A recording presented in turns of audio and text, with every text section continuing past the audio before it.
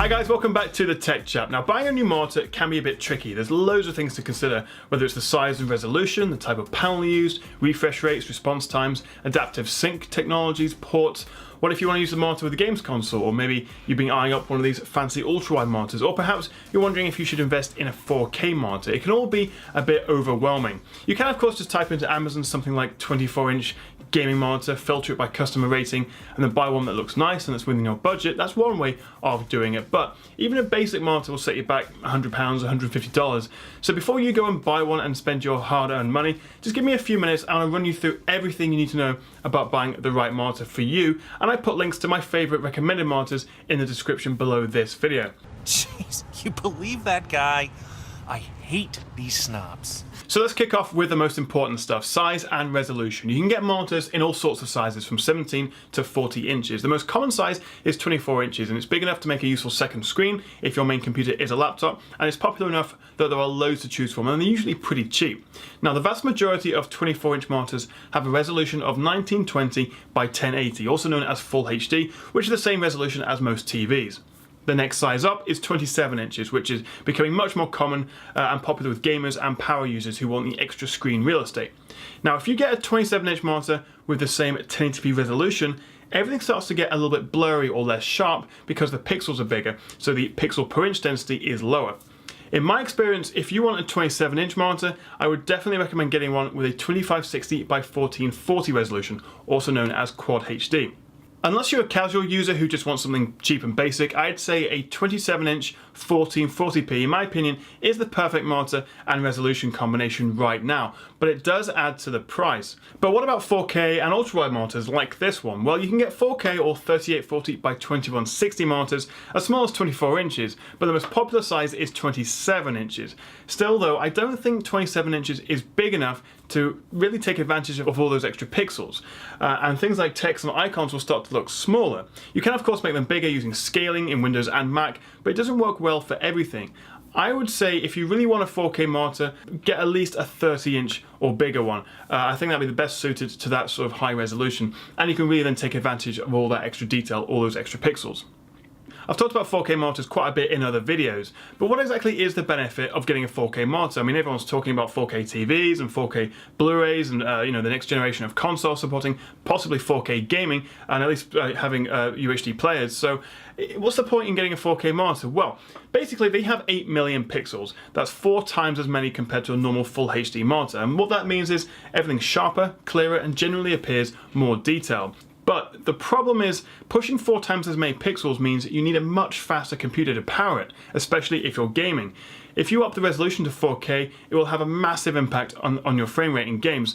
And in all honesty, I wouldn't recommend 4K monitors to the vast majority of people out there, not yet at least, unless you have a beast of a PC with the likes of an Nvidia 1080 graphics card. You won't get a consistent 60 FPS in modern games at high settings.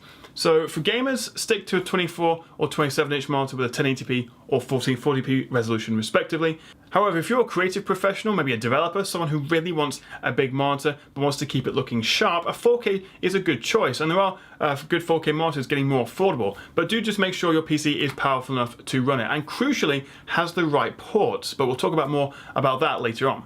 Now finally, in terms of sizes, let's talk about ultra-wide monitors. Where most monitors and TVs have a 16:9 aspect ratio, ultra-wides like this one have a 21:9 aspect ratio. So they're not any taller, they're just a lot wider. This is great for watching movies, having multiple programs open at once, and playing games. It really adds to the immersion. The most common sizes of ultra-wides are 29 and 34 inches, with resolutions of 2560 by 1080 and 3440 by 1440 respectively. There is definitely a price premium to be had with ultra-wides, but they do look great, I think you'll agree. They look really futuristic, something out of Minority Report perhaps. And they're a good alternative to having a multiple monitor setup, rather than having 2 monitors here with a bezel in the middle you have to try and hide. This looks much nicer. But you don't have to break the bank to get one. There are some good value ones out there, but if you want a bigger one like this 34-inch one, one with a higher 3440 by 1440 resolution, and extras like G-Sync, which we'll talk about later on, you are going to pay quite a bit more for it. And also, getting one curved is going to add to the price. Now, in terms of design and style, well, it's all very subjective, isn't it? I tend to prefer monitors with really thin bezels. It's really up to you what they look like. The one thing that is probably worth mentioning about the design is how flexible they are, how much you can move them around. Some monitors can be tilted, raised, lowered, swiveled, and rotated 90 degrees so you can use them vertically, and even VESA mounted if you want to take the stand off and mount it to your desk or the wall. Other ones don't move at all. So if you're someone who wants to move it around a lot, if you've got a weird shaped desk or you want to rotate it 90 degrees, look at the product description to see just how flexible it is. Now let's talk about panels. That sounds really boring, I know, but it is pretty important and makes a big difference to how good your monitor looks. There are 3 types: IPS, TN and VA, with the first 2 being the most common. If you want to know all there is to know about TN versus IPS, you can check out my in-depth comparison video by clicking on the card at the top right. But generally, TN panels are cheaper and they offer better response times, so you don't get as much ghosting effects when playing games or watching fast-moving content, but they do generally have pretty rubbish viewing angles. IPS, on the other hand, is more expensive, has slightly slower response times, and depending on the quality, might suffer from IPS glow. But despite all that, they're a lot more color accurate, they have fantastic viewing angles, and generally, and also in my opinion, they are the preferred panel to go for. Similarly, VA panels, they are very similar to IPS. They tend to offer better contrast ratios, so you get deeper blacks, richer whites, slightly more vibrant colors, but they tend not to have the best, as quite good a viewing angles as IPS. So, unless you're a professional gamer who wants the absolute fastest response time, the lowest input lag, which is something different, and I do discuss in that IPS versus TN video, perhaps you can forego the good viewing angles and go for a TN panel. However, if you're a general user, if you're a photo editor, if you value color accuracy, definitely try and pay the extra to get an IPS or a VA panel. IPS is the most popular, most common after TN. VA is usually just restricted to Samsung monitors. There's nothing wrong with them, but again, you might not want a Samsung monitor. It might not have the features you want. So this one I have here is IPS, and I really do swear up by IPS. And if you get a good one, their input lags and response times can be pretty much as low as a TN now anyway. The technology is getting a lot better. Next up are refresh rates. This is the number of times your panel refreshes per second. The more often it does, the smoother everything looks. The vast majority of monitors, including this one, have a 60 Hz refresh rate, but more and more these days monitors are offering higher refresh rates, anything from 75 to 200 Hz. A high refresh rate is a really nice feature to have, but anything above 120 Hz, you'll struggle to notice the difference. However, jumping from 60 to 100 or 120 will offer a big difference. Games will feel slicker and smoother, moving the mouse around the desktop will suddenly become a nicer experience. Some people, especially gamers, swear by a high refresh rate monitor. In my opinion though, having used a variety of them, I actually decided to stick with an ultra-wide monitor which has a basic 60 Hz refresh rate rather than a typical 16:9 one with a higher refresh rate, mainly because I don't play games as much these days, and that's one of the main reasons you would want one. It is worth mentioning though that in games you'll only see the benefit of high refresh rates if your PC is fast enough to push the games above 60 frames per second. If you have an average PC and you only get 30 to 40 FPS in games, you're not going to be taking advantage of that 120 Hz monitor, for gaming at least, so it won't really be any use to you. High refresh rate monitors do definitely cost more, but it is a really nice feature to have. I do recommend it if you can afford it. You don't have to have it, as I say, I've chosen not to in favor of an ultra wide, but hopefully something in the future I can afford an ultra wide with a high refresh rate. It is definitely something I would like. It's not essential, but it is a pretty cool feature. Now, a quick mention about ports. I know it's boring, but there are just 2 kinds of ports on modern monitors that you need to worry about: HDMI and DisplayPort. Older monitors have VGA and DVI ports, but considering this is a 2016 video, and I guess you guys are watching this because you are interested in buying a new monitor, I'm not going to worry about all those old ports. So, HDMI and DisplayPort. Currently, the vast majority of monitors have a HDMI 1.4 port and or a DisplayPort 1.2. That's great, nothing really to worry about there. But if you want a 4K monitor, you need to make sure both the monitor and the graphics card in your computer support the newer HDMI 2.0 connection, otherwise you'll be limited to just 30 Hz at 4K, which will make your computer feel really slow. DisplayPort 1.2, on the other hand, is capable of 4K at 60 Hz, so that's the best way of doing 4K right now. At 1440p, you can only get 60 Hz over HDMI 1.4, so again, DisplayPort 1.2 is your best bet, unless of course your monitor and your graphics card support HDMI 2.0, but that is a bit rarer right now.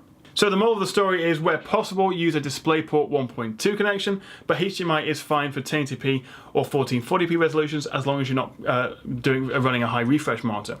Now DisplayPorts 1.3 and 1.4 and HDMI 2.0B are all sort of coming out now in the new graphics cards like the NVIDIA GTX 1070, 1080 and the AMD RX 480. So if you're building a new rig and you're looking to future-proof, you're perhaps not sure what monitor you want, but you might want the potential of having a 4K or an ultra-wide high refresh monitor, do try and get one of these newer cards, because you'll thank yourself later that you've got these brand new connections on them. Now moving on from ports, you'll be glad to hear, to another feature you might be interested in, particularly if you're a big gamer, is G-Sync or FreeSync. These are what are called adaptive sync technologies from NVIDIA and AMD respectively. Basically they work by making sure your graphics card and your monitor refresh at the same time, so it reduces screen tearing, gets rid of some stuttering and reduces input lag, which makes your games look and feel smoother. I wouldn't say it's as big or an as important feature as getting a monitor with a high refresh rate in my opinion, but if you want the best gaming experience, a G-Sync or FreeSync monitor is a great idea. G-Sync in particular does add quite a bit to the cost of a monitor, and of course can only be used with an NVIDIA graphics card, whereas FreeSync tends to be quite a lot cheaper, but again could only be used with AMD cards. Now I hope I haven't bored you guys too much just yet, but I want to mention a couple of more features just quickly. One of them is Ultra Low Motion Blur, or ULMB, and the other is Overdrive. ULMB, as it says on the tin, reduces motion blur, and it works quite well, but the problem is it reduces the monitor's brightness by often up to 50–60%. So I'm not really a fan of using it, even though it makes things a bit smoother. The other feature I also don't really use is Overdrive, which artificially lowers response times, which reduces ghosting, but at the same time it does increase input lag, which is the time between, say, clicking the mouse and the gun firing in your game on the computer. So ULMB and Overdrive are often built into monitors. They're quite common, but you might want to have a play around whether you want to use them or not, but generally there's just too many issues with them that I personally wouldn't use them. Again, if you have G-Sync and FreeSync, that's better than ULMB. And Overdrive, well, just make sure you can either put it on medium, don't ever put it on high or very high, you get weird artifacting, but generally just keep it off. It's not something I would really recommend. It's not a game-changing feature. One of the questions I do get asked quite a lot is, what's the best monitor for games consoles? Well, PS4 and Xbox One currently have a maximum output of 1080p at 60 Hz. So a 4K monitor is pretty pointless at the moment. If you're tempted by an ultra-wide monitor for console gaming, again, most consoles games just output at 16:9 aspect ratio, so you're going to have letterboxing on the side of the monitors. The odd game will stretch, but it won't look good, so ultra-wide monitors aren't really ideal for console gaming. They work, but you'll have letterboxing most of the time. As for the next generation of consoles like the PS4 Neo, whatever it's going to be called, Xbox One S and Project Scorpio, it might be worth investing in a 4K monitor to take advantage of their Ultra HD Blu-ray players and potentially their 4K gaming output, but I wouldn't really worry about that too much now. Maybe look at buying a 4K monitor in a year or so, perhaps mid to late 2017, when the consoles are out, when these monitors are cheaper, they have more features, but for now I wouldn't really bother with 4K for gaming. Generally, a good 24-inch 1080p monitor would be best for gaming, because as I say, as soon as you go to 27 inches and above, you do lose the quality. However, if you're going to sit further away like people often do when they play console games, you could get away with a 27-inch monitor.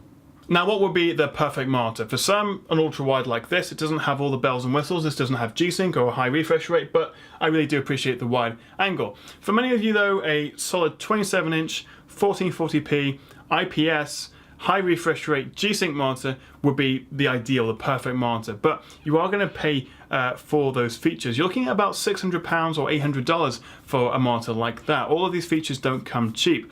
Alternatively, you may want a 4K monitor, perhaps a 32-inch one. You don't care about G-Sync, so that saves on some money. But again, 4K still does have a bit of a premium over the lower resolution, so it really does come down to what you're going to use it for and how much you're willing to pay. So I do appreciate that is quite a lot to take in, but I hope this video has helped you decide what sort of monitor you'd want to buy, or perhaps just cleared up a few things for you. I have put a link, as I say, below this video in the description to a few of my favourite monitors, including this one I'm using right now. But if I have missed out anything, or you don't agree with something I've said, do let me know in the comments below. It would be great to hear your thoughts, or tweet me at The Tech Chat. Thank you very much for watching, guys, and I'll see you again right here on The Tech Chat.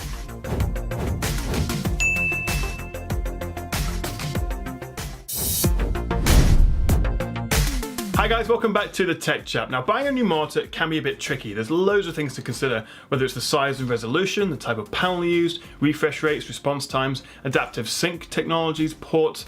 What if you want to use the monitor with a games console, or maybe you've been eyeing up one of these fancy ultra-wide monitors, or perhaps you're wondering if you should invest in a 4K monitor. It can all be a bit overwhelming. You can of course just type into Amazon something like 24-inch gaming monitor, filter it by customer rating, and then buy one that looks nice and that's within your budget. That's one way of doing it, but even a basic monitor will set you back £100, $150. So before you go and buy one and spend your hard-earned money, just give me a few minutes and I'll run you through everything you need to know about buying the right monitor for you, and I put links to my favorite recommended monitors in the description below this video. Jeez, you believe that guy? I hate these snobs. So let's kick off with the most important stuff, size and resolution. You can get monitors in all sorts of sizes from 17 to 40 inches. The most common size is 24 inches, and it's big enough to make a useful second screen if your main computer is a laptop, and it's popular enough that there are loads to choose from, and they're usually pretty cheap. Now, the vast majority of 24-inch monitors have a resolution of 1920 by 1080, also known as Full HD, which is the same resolution as most TVs. The next size up is 27 inches, which is becoming much more common and popular with gamers and power users who want the extra screen real estate. Now, if you get a 27-inch monitor with the